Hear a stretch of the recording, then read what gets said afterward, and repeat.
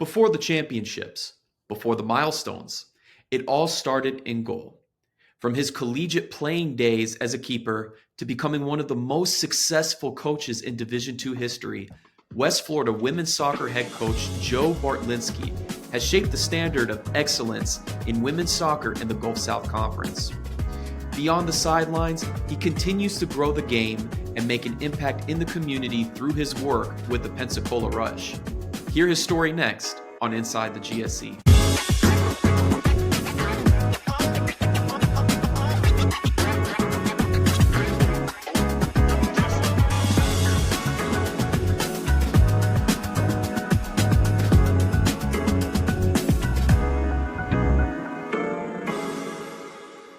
Today on Inside the GSC, we're joined by West Florida women's soccer head coach Joe Bartlinski. Since arriving in Pensacola in 2001, Coach Bart has guided UWF to over 500 career wins, multiple NCAA Final Four appearances, and a national championship. Coach, we know you have a slew of home games this week, but we appreciate you taking some time out of your schedule to join us today. It's a privilege to be on the network and everything like that and be a big part of the GSC. For sure, absolutely. We'll get things started, Coach. First question we do have is, what first drew you to soccer, and how did your playing days as a collegiate goalkeeper influence the decision to become the coach you later become?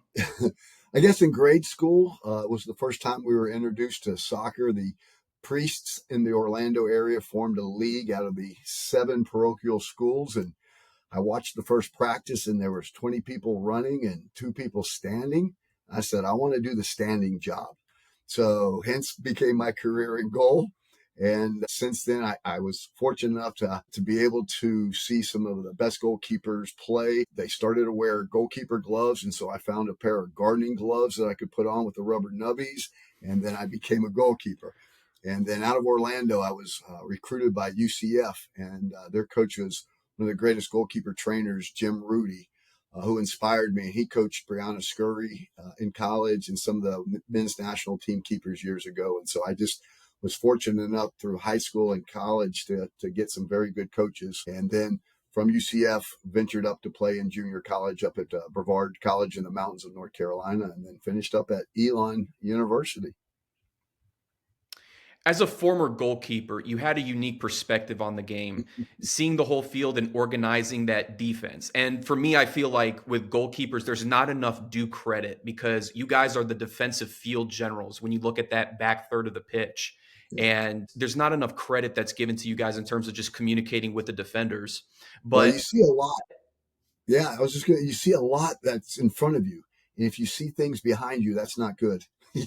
And so you just kind of see what works, what doesn't work a lot of the times. And again, the more you organize, the less you have to do. And I like that. I like that philosophy. The more we have other people do things, the less than I have to do. And so it just became part of it. And it shaped my coaching because I recognize defensive things first. Try not to give up a goal. How can our team? And so in my mind, I'm not worried about the scoring part. It's like, how can we prevent them from scoring? And so it's kind of shaped me.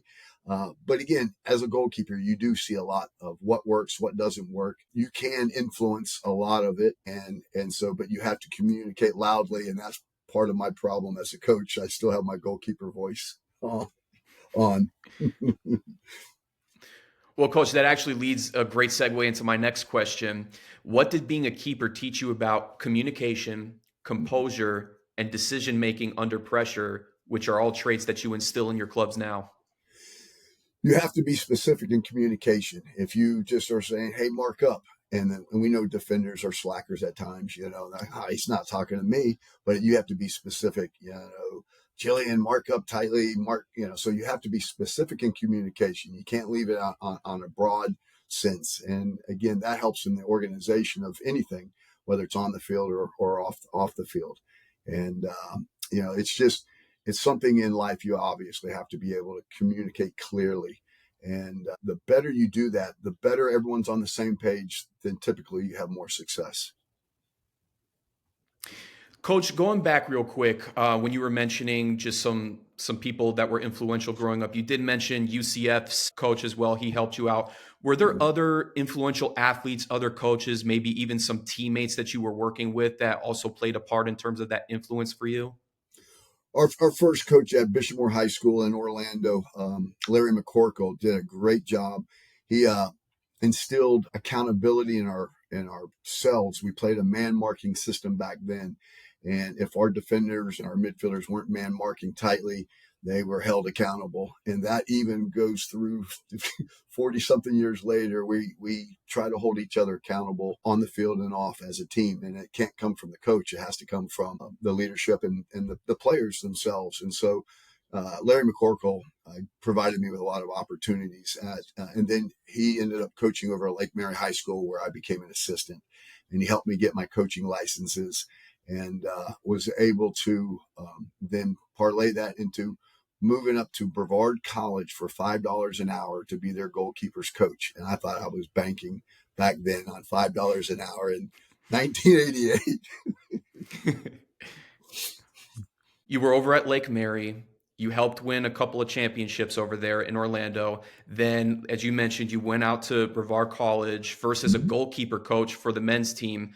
But then in '89, the women's head coaching job opens up. They offer it to you, and you take it. What was that experience like, transitioning from men's to women's? The first year I got there, 88, I was actually the goalkeeper coach for both teams. They had a women's team as well. The women's team weren't as successful. And so after the season, the president of the university brought me in, and this beautiful oak desk, mahogany, set me across and said, "We want you to coach the women's team." And I said, that's great. I would rather have the men's team. And he said, "Well, I can find you a job in the maintenance department." I said, "Nope, I will coach the women's team in 1989. We had nobody returning from a team that went 4-12. So I learned quickly that recruiting was key. And we turned that team around. And I think we went 16-2 the next year, my first year as a head coach. And I remember walking into this talented bunch of youngsters that I recruited, standing outside the door like, this is my first meeting, and walking in and going, like, I'm going to have to bluff this pretty well, and like, we're here to win championships and everything like that. And just like, again, recruiting very good players. And that was the first team that kind of turned things around for women's soccer at Brevard at the junior college level. And they were very successful. I think the next year we went 17-3, went to the national tournament, and got fourth in our second year. And we still stay in touch with those players from that long ago, and their children and their grandchildren. So it was an amazing place up at Brevard, tight, small school. And they went there to play soccer, get an education, have fun, and start their new life at another 4-year school. So it's a great jumping off point for many, many of these people. After that first year at Brevard, you really seemed like you honed in on, you were sort of confirmed that not only was coaching your calling, but you enjoyed coaching women's soccer in particular. So kind of just explain to us a little bit, what was that special factor in the first year, that moment where you were like, this is it, women's soccer is my calling. They have a certain dynamic of it. This is my calling.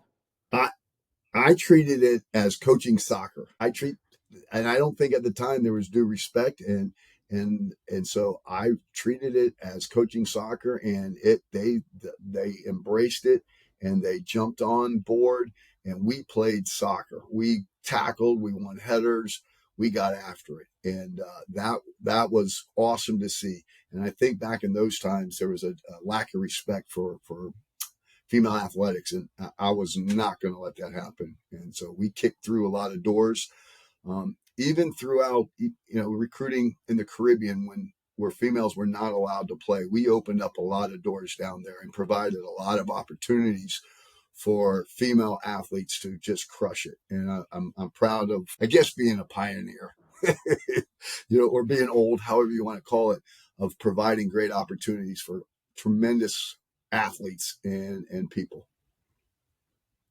Absolutely. And as you're talking about just trying to promote women's soccer a little bit more and just being that advocate, again, this is Brevard, you're at a junior college, but what were some of the biggest challenges coaching at a smaller college? And what lessons did you carry from Brevard into your next careers? Mowing fields, which again, no players would come and bother me when I was on a mower. So that was pretty good time to reflect on what lineups I was going to have, but just doing everything.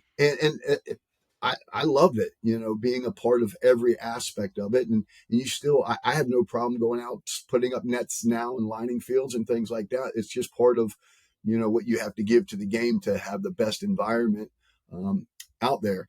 And Brevard taught me how to recruit, how to sleep on floors and couches in Trinidad and shower outside in a hose and just, do whatever it took, being locked on the parkway in Pennsylvania in a two-seater car because I couldn't pay the toll until the check cleared the next day and waiting for that ATM to produce some money.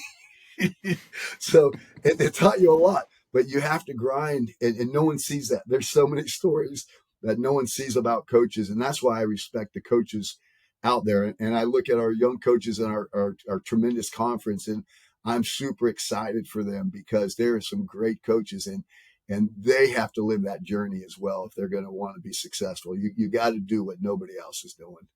And I learned a lot through Brevard. They gave me the opportunity to do some things, but I also learned you had two jobs in junior college: get the kids in and get the kids out. You would do an injustice if they didn't, grow, mature, get good grades so that they could go on and continue their careers at Clemson University or Chapel Hill, like some of our graduates, or Florida State, or some of these places, Auburn, that our players went on to. You had to get them in, but you had to be diligent about getting them out and making sure they were mature. When you recruit a junior college player, they better be prepared. And I made sure my Brevard players were prepared going on to the next level. Which, as we talk about West Florida now, after 12 years, you make the transition to West Florida. Mm-hmm. How did you first hear about this school in Pensacola? And then what ultimately led you to deciding to take the job? So West Florida started a women's soccer program, and their coach wanted our players from Brevard. So he said, we have a brand new program. Come on down and visit. And so we traveled down, saw the facility, saw the beach. I said, if I ever leave the mountains, it's going to be for this beach. And we're talking again, I was probably early 90s, because that was that first group. Those players still, they had better opportunities at that time because it was, West Florida was a starter program. So I brought the next batch of players down. You got to get them in, you got to get them out. And they ended up starting the University of West Florida, 4 of our Brevard players. No one knows that. This is the first time, but one was a leading scorer, and she was a defender for us at Brevard, and she was the leading scorer at West Florida the very first year. And so I knew about West Florida and the potential that it had in the early 90s. And then when I was out recruiting, Bill Elliott was coaching both the men and women, and he's even been around longer at West Florida. Make sure you get him on this and force him to go through this, But he was at every weird recruiting place that I was, turning over every rock. And we just started to get to know each other and be friends, and ended up having because of budgets, no budgets, crashing at Motel 6s together and sharing rooms and sharing budgets and everything like that. Bill had both programs. And again, he said, I'm going to have to split the programs. And so we talked about it, and it just, things worked out. The timing was great. My wife and I had our 1-year-old. So if we were going to move, it was the perfect time. And we came down here with the same philosophy to work hard. And Bill has always done that as well. And so it's been great. We share everything together for these 25 years. We learned how to share in kindergarten. So we work together to try to improve each other's program. So it's been a blessing to work with him. He worked so hard, and that's what I recognized in him, to be able to do both teams. And so it was going to be a great partnership. We've worked with each other in recruiting and watching videos together. It's been great to have him, I would say as a mentor, but he's younger than I am. So, but we've worked together, really nicely. Coach Bart, your style of coaching has just been an absolute mainstay and cornerstone. And I promise I'm not trying to win brownie points by saying that. I mean, your track record shows it.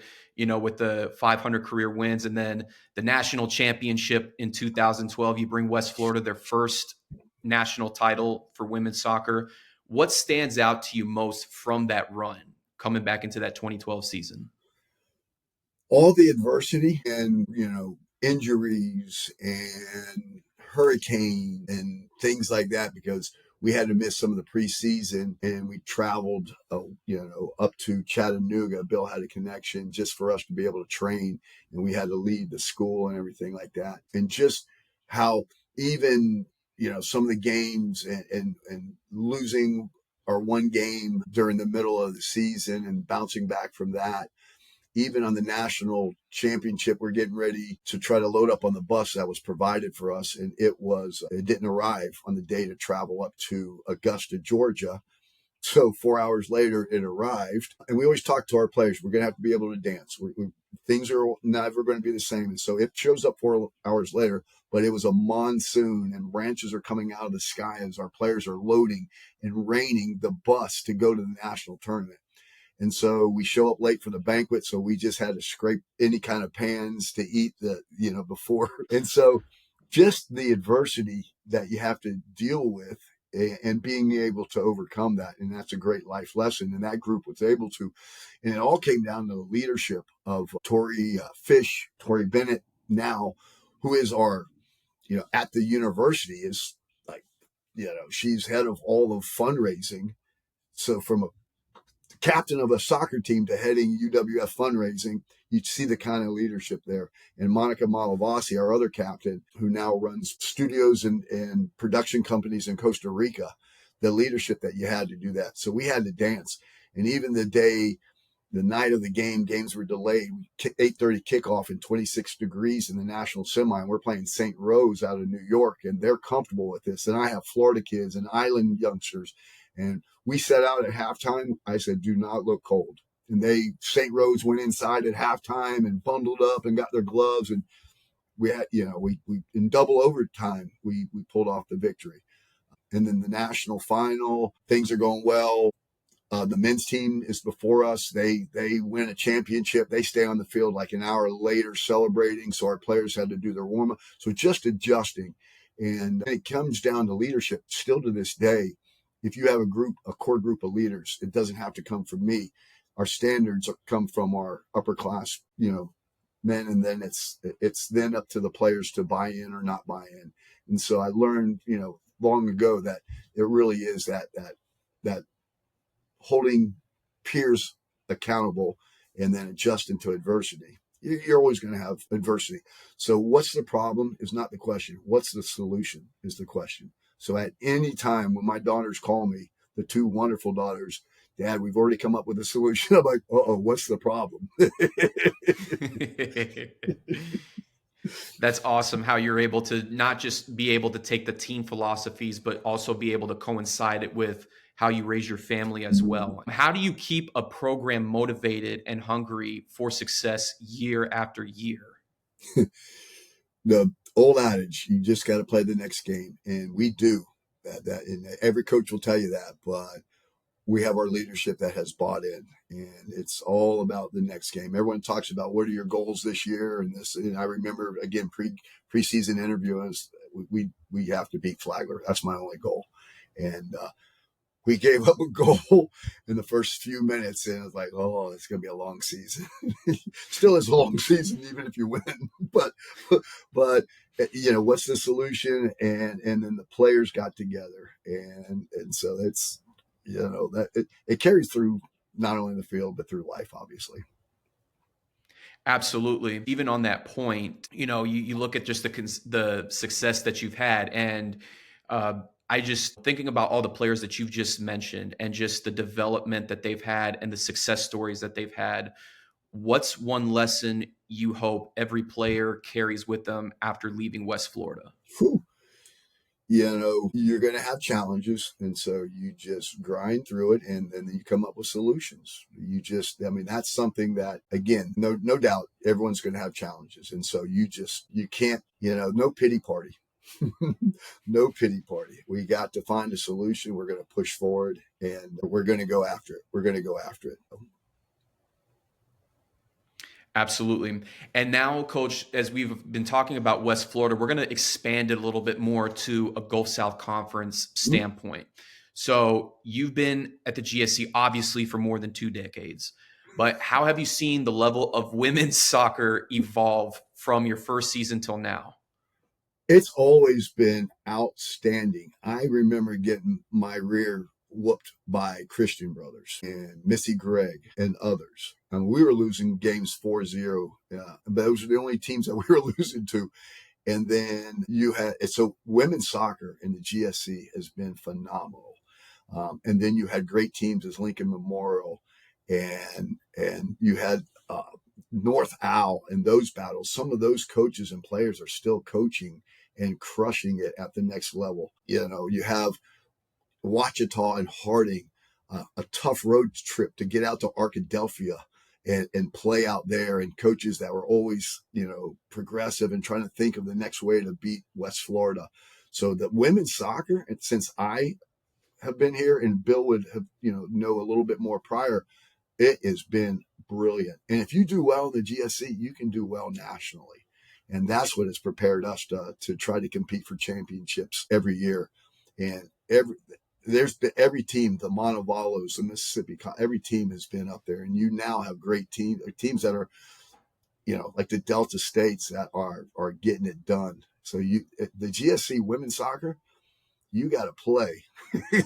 You got to play. You see teams going out of GSC that don't want to play in GSC anymore. No, not mentioning any names, but to be in the women's soccer in the GSC, there is no easy game, and you got to bring it. And these coaches they're awesome. The banter that we have is fantastic, but they know soccer, and they could go coach at many places. But they love their schools, they love their universities, they love what the GSC has provided, and there's some very good ones out there. And the GSC, I can't say it's harder now because it was brilliant back in those days. It's just competitive as all get out now as well. Personally, how does it feel to be a part of that type of conference where you have coaches that have built these programs to be of national relevance, to be competing for regional finals, and it's a GSC versus GSC school? Yeah, it stinks. I wish they were awful. No, you have to bring it. You have to bring it every game, and there's sleepless nights before games and after games. And you're always thinking of idea. You're always trying to come up with a solution. You see the problem. What's the solution? So that's why it's never ending. And so to be part of the GSC, like I said, it prepares you for any team that you're going to face out there. And so I mean, the consistency of the conference over the years. There might be different teams here, but the consistency of being the best in the South and then nationally has always been there. And I can't take a day off of not thinking about soccer and how we can try to beat these other coaches that are, my buddies and friends and gals and everything. So you can't take any time off. Coach, I know we could continue to go on and on a bit, just how fantastic the GSC has been, like just the competition and how it's always been an absolute grind just to even make it to a Sweet 16 or a regional final. But we also want to get involved with the stuff that you're doing outside of West Florida a little bit. The biggest thing is you're continuing to grind and you're continuing to develop players. It's not just West Florida, but you're also doing it for girls within the community area. And so you're the girls director of coaching Yeah. for the Pensacola Rush. Yeah. How does your youth development work connect with your collegiate coaching philosophy? Um, it's what I love. If it could pay more, then maybe I went and grind in college. But coaching the youth and getting them to love the game is amazing. Bill Elliott is the director of coaching for Coastal. So we are at Pensacola Football Club, but the larger entity is Coastal. And this is something that we've tried to work on for 25 years, Bill and myself. There were 9 different separate clubs in Little Pensacola fighting for the handful of players. And we've tried to unite everybody. And up until about 4 or 5 years ago, we haven't been able to. And now we have been able to. And so we can do it the right way in Pensacola because there is nobody trying to grab our players. And so what that means is you can coach them to keep the ball, love the ball, want the ball, play brave on the ball. And so that's what I love. And Bill and I, again, him, boys, director of coaching, myself, the girl, have worked together. It's kind of divide and conquer in everything that we do, and to be quite honest, his wife, Chrissy, and my wife, Colleen, are a large part of this because Colleen, my wife, coaches the youngest ones. And I have a current 2015 team, like U10. I love, and I could not coach that team without my wife preparing them to keep the ball.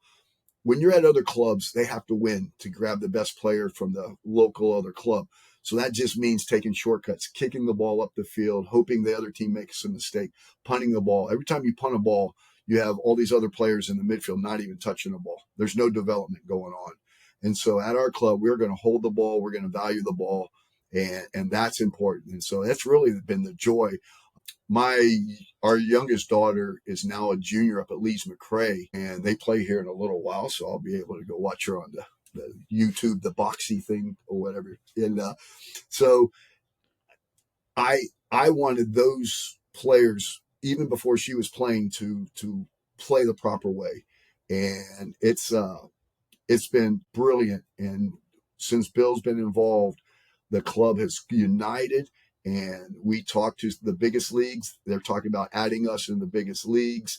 And so, and this is, you're talking out of Pensacola. You're talking, now we're getting players from Mobile all the way to Panama City and beyond that are all coming in and trying to develop and play the right way. Have a love affair with the ball. You have to love the game. And that starts at the youngest ages. And that's what's important. And that's what we instill. If you love the game, even at college, we start off every session with something fun, technical, and the players are laughing. They've had chemistry class. They've had this and that. They come out in the first 15 minutes. We're having some fun. You got to look forward to practice. You have to say, I get to go to practice instead of I have to go to practice. And that's the key Yes. in the youth and in college, that you try to instill. Absolutely.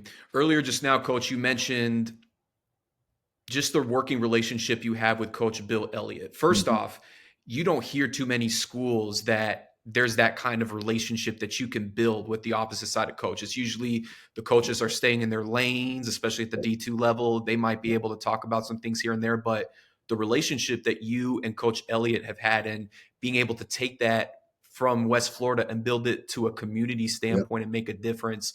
I mean, that's something to be commended first off, but it's uncanny. I mean, you don't We've hear that always, very often. our area was just starving, and because too many people fighting in their own fiefdoms, and it wasn't about money. We volunteered as DOCs, and so the right thing was to combine the community and train them up and get the best coaches available at all the ages, from the youngest to the oldest. Bill and Chrissy do more of the logistics. I'm the dreamer, so they work harder than I do.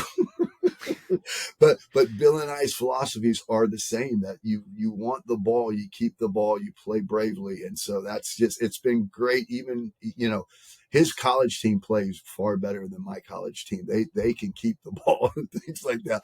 My college philosophy to get a win is different than the youth, but and all the college coaches I coach against understand that. What's one thing, and this is from your players from your time at Lake Mary, Right. Brevard, West Florida, even the Rush. Yeah. What's one thing your players have taught you when it comes to leadership? Woo. That they're sponges, and they're looking for guidance. And I feel they can go one of two paths, and I am going to do my best to shove them down the right path. But each player obviously is an individual. And so just trying to connect with each one. And it's hard. It's hard. At Brevard, a school of 900. They ate cafeteria together. They lived in the dorm. Everything was so close, and you could have a lot of connection. Here, you have to try to do a lot. You have to be very intentional about that, and so just trying to get them to connect and buy in as people and come together, and find solutions as a unit. You can't do it alone, and so working together is what has helped their success afterwards, and then has helped our success here as well. Absolutely. Coach, before we get on out of here, we got a couple of rapid fire questions that we want to try to All rapidly right, fire off. So hopefully if we can try to get them within 30 seconds, great. If not, just whatever you feel comfortable with answering. all right. But the first question we have is favorite soccer moment you've ever witnessed at any level, any team, just anything soccer. Oh my. Yeah, that's a tough one. That's, there's been so many, but just, watching our team, Little Brevard College, they got knocked out on penalty kicks in the national semi, had to play a third place game the next day, and they came out and beat probably the second best team in the country. The coach of that team now coaches at Colorado University. And so for us to have such a disappointment, hoping that we'd play them in the final, and both teams get knocked out on penalty kicks, and then to play the next day, for that group of players to come together and have the fortitude and the bounce back to play their hearts out was pretty cool. I had to go back to the way back memory. Yeah, no, we definitely had you thinking about that one for sure. Yeah. I wanted the right answer though. Watching Messi play, luckily enough, I was able to go to Barcelona and the Camp Nou and watch when Neymar, Messi, and Suarez were on the park. And so Iniesta came on late. So as far as what I didn't, coach, that was surreal to see that group before they all broke up. Absolutely. What's one word your players would use to describe you? I probably can't say it on here. Intense. When the whistle blows, intense. Away from it, funny. when the whistle hasn't blown and the game is not on, I want them to have a great time. I want them to enjoy the journey, and we do. Every practice, everything. It's, I prefer Tiggers over Eeyores. And so that's something that I bring out to practice every day. I get my Crunchy Ice Diet Mountain Dew during the morning to make sure I'm ready to bring practice, because they, like I said, they're coming from hard classes or something like that.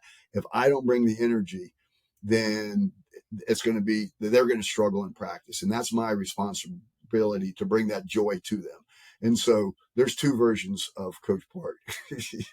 There's the training coach that we're getting after it. We're still serious, but we're having fun. And then when the whistle blows, and everybody understands in the conference, all the coaches, when the whistle blows, it's a different thing. As soon as the whistle's over, yeah, it's just, I don't know how or why, but it's just how it is. That's how the man upstairs made me.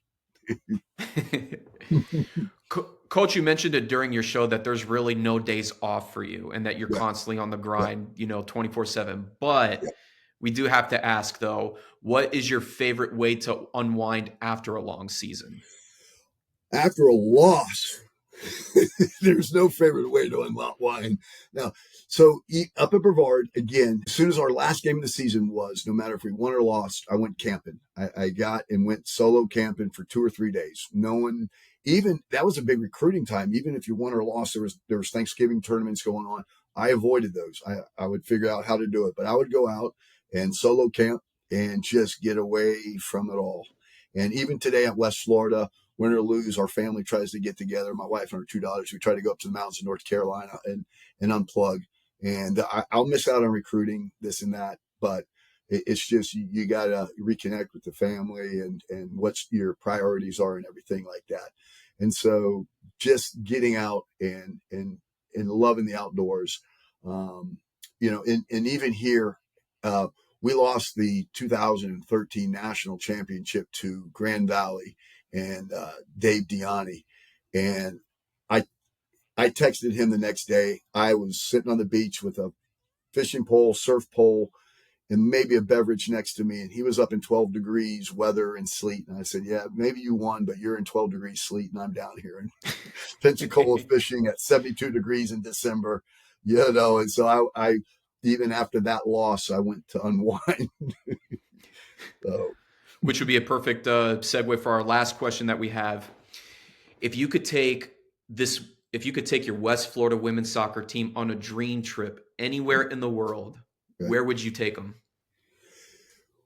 We have gone on trips. Our last one was a couple of years ago to the Cayman Islands and played their national team and things like that. And so every 4 years we try to do something. We don't, you got England, you got, people do these trips and everything like that. Those are common. We were able to, years ago, 13 and 2005, take them on a cruise, all legal, and play the national teams of Jamaica. So each stop, we were able to stop and hit a different country in the Caribbean.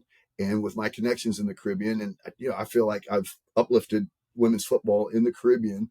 Bunny Shaw, who plays for Man City, we recruited her at West Florida, and I knew about her, and so the dream stuff was the cruise, stopping off at every port. Their national team picked us up, and so I've kind of lived the dream. I don't want to just dream; I want to live it. And so we were able to take our teams to different little things like that and let them experience. I want it to be more than a degree. I want it to be an adventure. And I think that's what we've been able to do. Coach, we want to thank you again for taking time out of your busy schedule. Again, we know you have a slew of home games this week and you're trying to get everything game planned and prepared, but we thank you again for taking some time out of your schedule to just chat with us a little bit and share your story. I've enjoyed it, and thank you so much, Angelo. You guys do a great job, and we do love the GSC. And you talk about how it's evolved and everything throughout the entire time. It's been so professional, from the administration to organizing officials to scheduling, that it's top notch. And so that's been what I think about when I think about the GSC. I do not have to worry about anything else administratively wise or anything like that. You guys have really done a great job. So I truly appreciate it. Thanks for tuning into this episode of Inside the GSC. Don't forget to hit like, share, or subscribe wherever content can be found so you won't miss highlights, stories, and more. So long for now, and we'll see you back here next time on Inside the GSC.